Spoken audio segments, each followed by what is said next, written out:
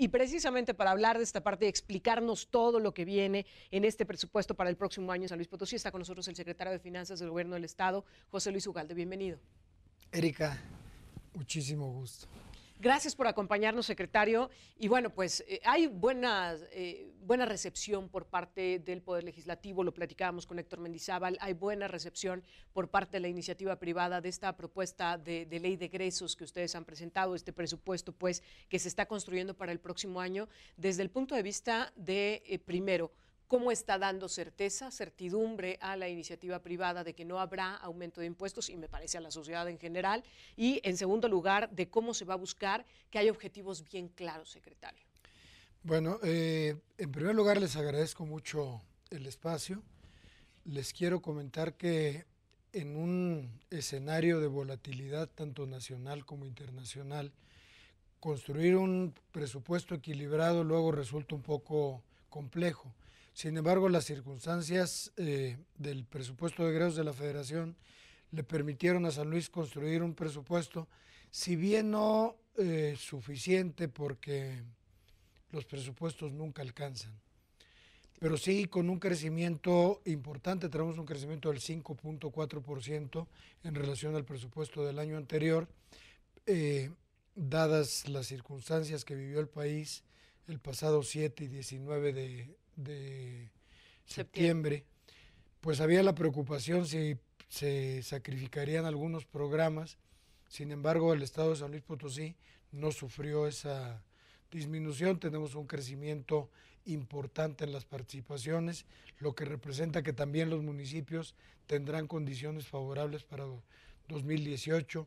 2018 es un año electoral y consecuentemente lleva obligaciones adicionales de prerrogativas de ley para los partidos, de fondear el proceso electoral, y por primera vez este presupuesto contempla ya una partida específica para el pago de pasivos, ya que en años anteriores los pasivos los hemos venido atendiendo a partir de remanentes que vamos generando o de más ingresos superiores a los programados. Se iba rascando de otras bolsas, digamos. De donde había ahorros y sobre todo a partir de esta administración tratando de hacer más eficiente el aparato recaudatorio.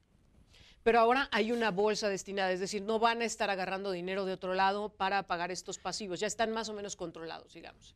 No, también vamos a hacer eso. ¿Por qué?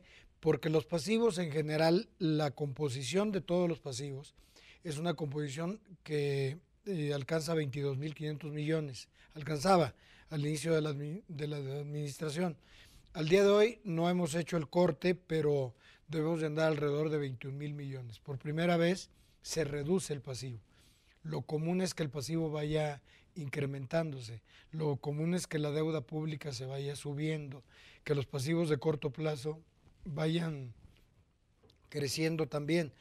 En el caso de esta administración hemos hecho un esfuerzo importante para contener el gasto, ordenarlo y para destinar al sector educativo, que es el sector que tiene el pasivo más importante, al sector salud y a las pensiones. A los tres rubros les hemos ido abonando y hemos ido reduciendo poco a poco esos pasivos.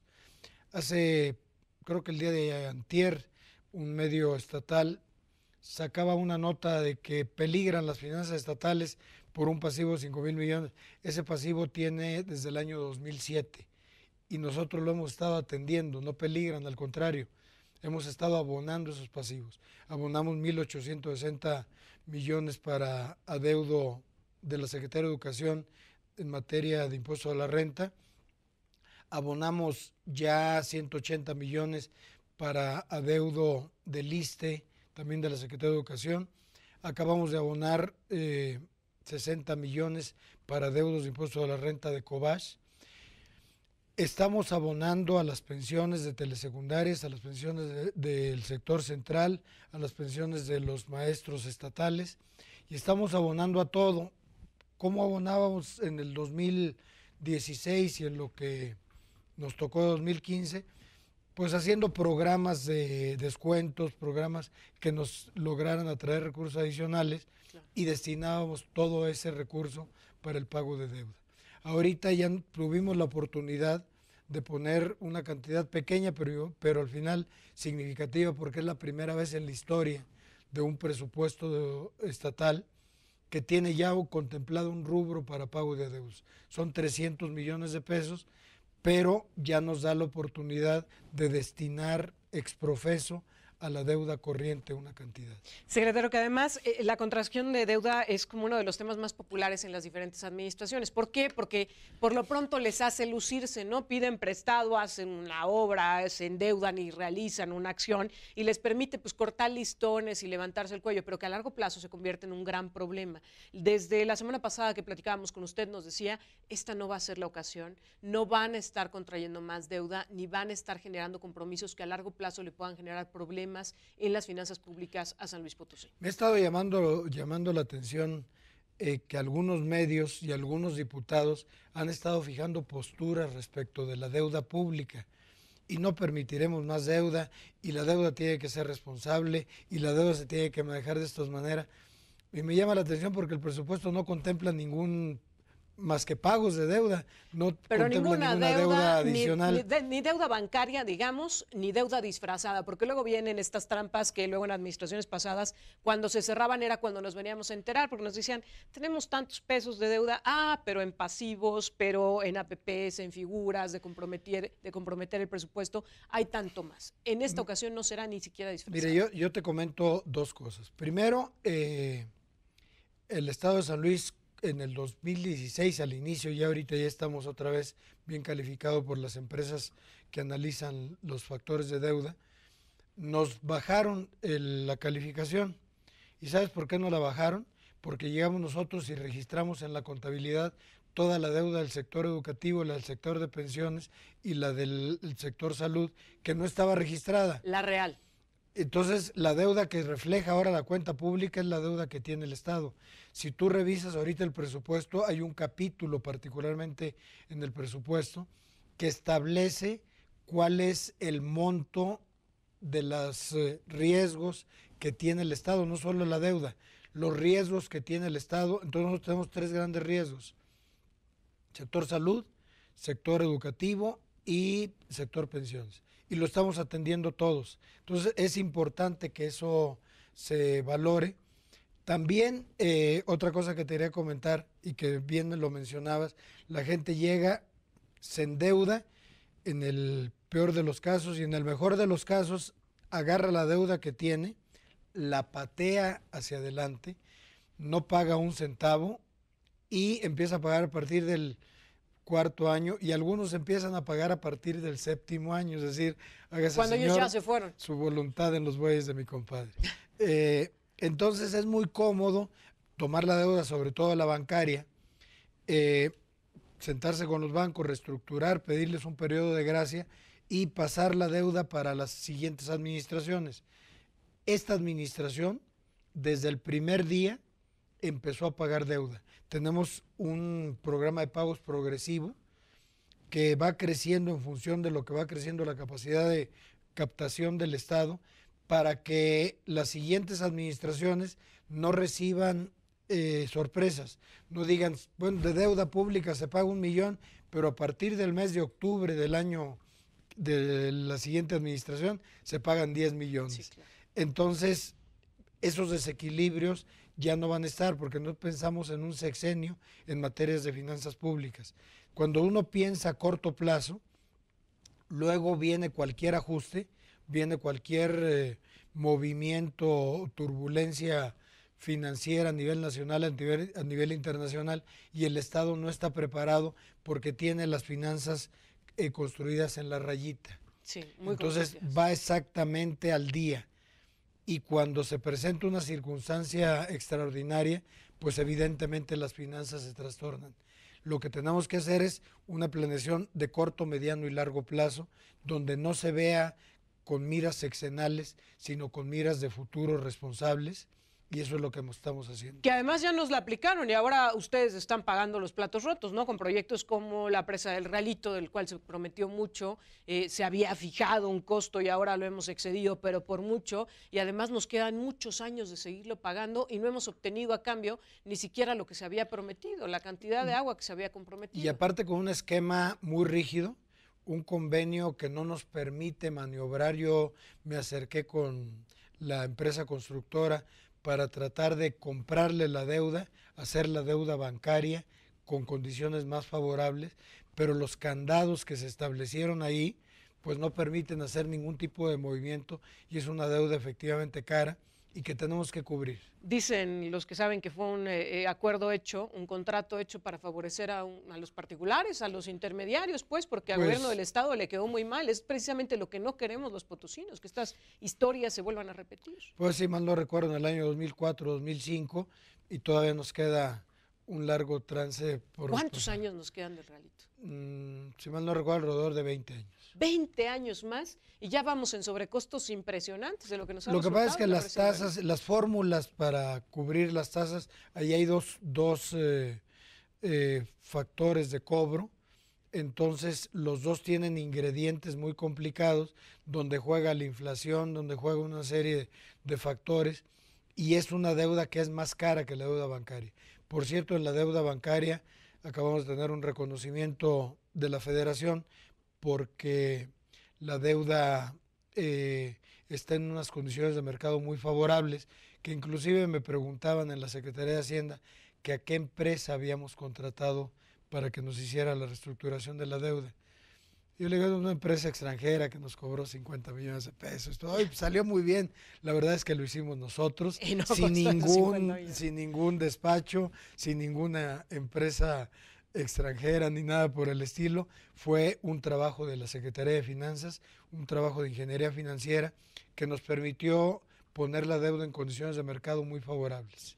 Y mire, son experiencias como estas las que tenemos con la presa del Realito, los que nos hacen tener desconfianza a los ciudadanos y decir, no queremos más de esto, y qué bueno no que participen, más de estas historias. Qué bueno que participen. Yo tengo contacto con los organismos empresariales y de repente me dicen, oye, el presupuesto, León, ahorita el presupuesto está en la Cámara. Discútanlo, valórenlo, analícenlo. Si algo consideran que se puede mejorar, somos falibles, tenemos la posibilidad de abrir los espacios para que cualquier gente que aporte, no que critique, que aporte, pues estamos a la disposición, porque de repente en estos temas de los números salen muchos expertos, como cuando hay un carro que se descompone y le abren el cofre y sale todo el mundo, no, hay que hacerle esto y hay que hacerle esto otro, pero la verdad es que son ocurrencias. Yo he visto, por ejemplo, una calificación que nos están poniendo del INCO, que dicen que San Luis ocultó recursos adicionales.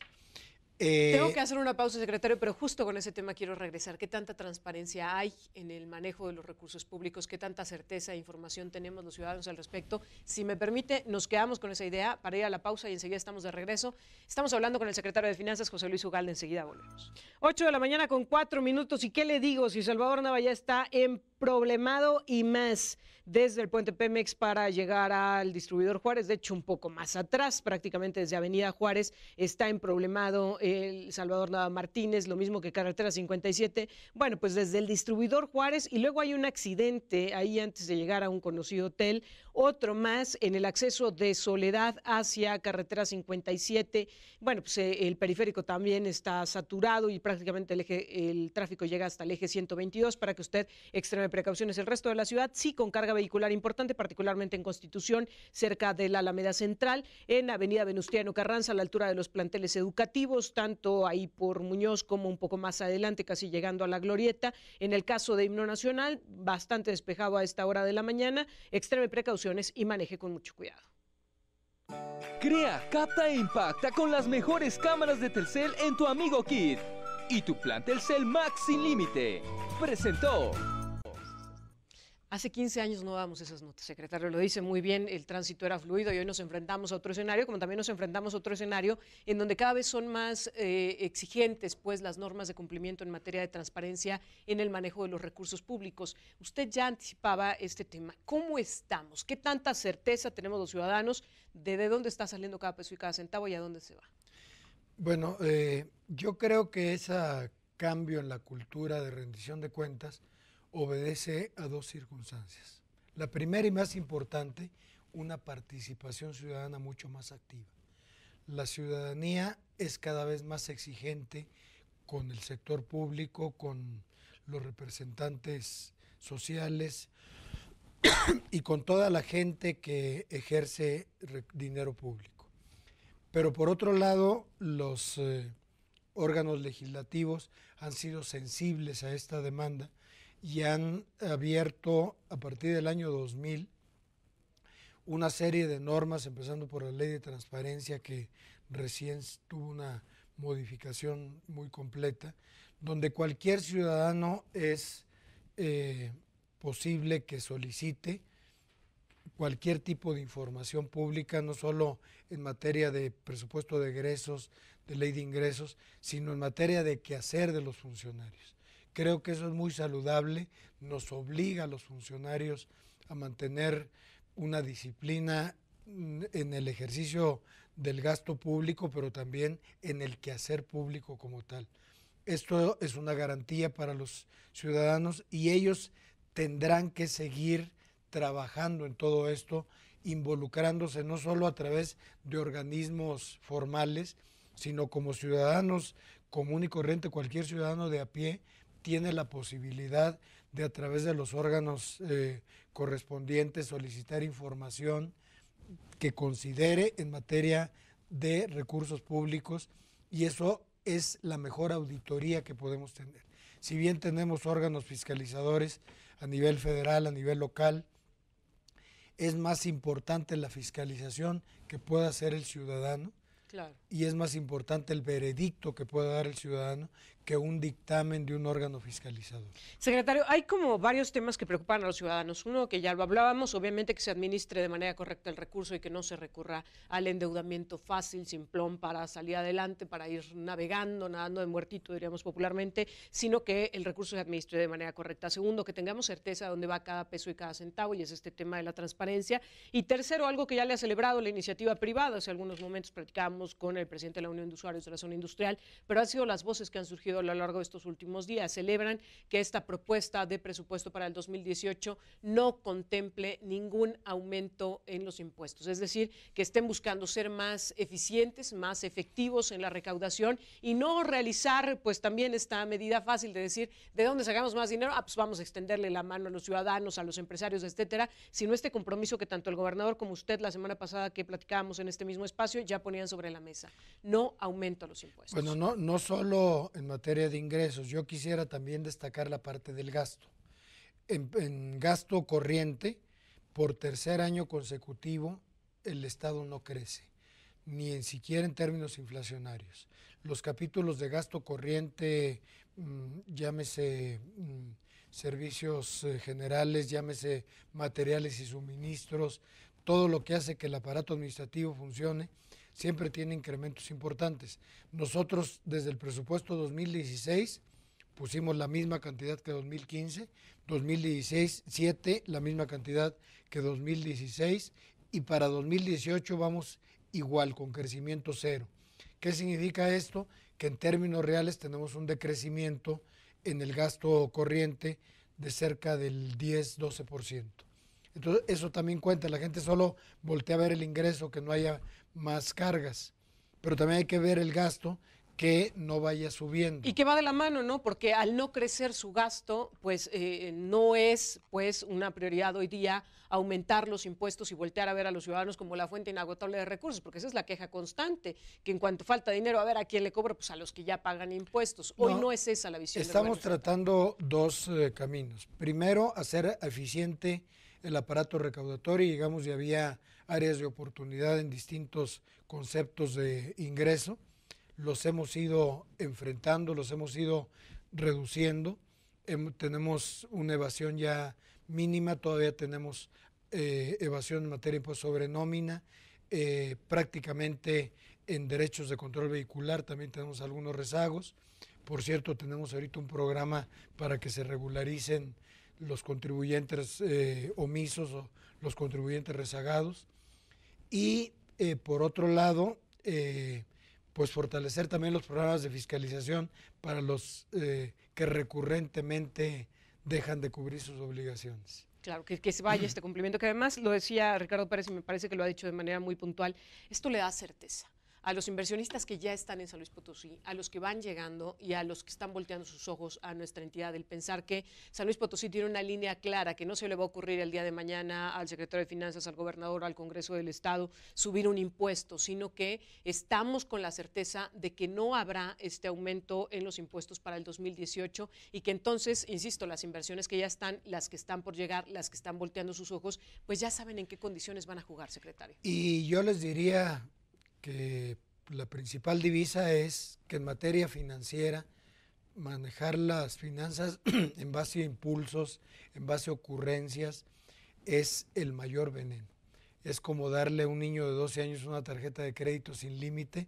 Entonces, pensar que manejar las finanzas, de repente llega uno y ve una cantidad muy importante en el banco, entonces no hay que voltear solo a ver el banco, sino a ver cuáles son las necesidades, cuáles son las prioridades, cuáles son las expectativas. Eso se llama planeación. Entonces, manejar las finanzas con planeación, con responsabilidad. Hace rato oía la entrevista del diputado Mendizábal, que decía que para este presupuesto ya se contemplaba la evaluación de resultados. No, desafortunadamente la evaluación de resultados se contempla desde 2009 en la Ley de Contabilidad Gubernamental, pero no se hacía.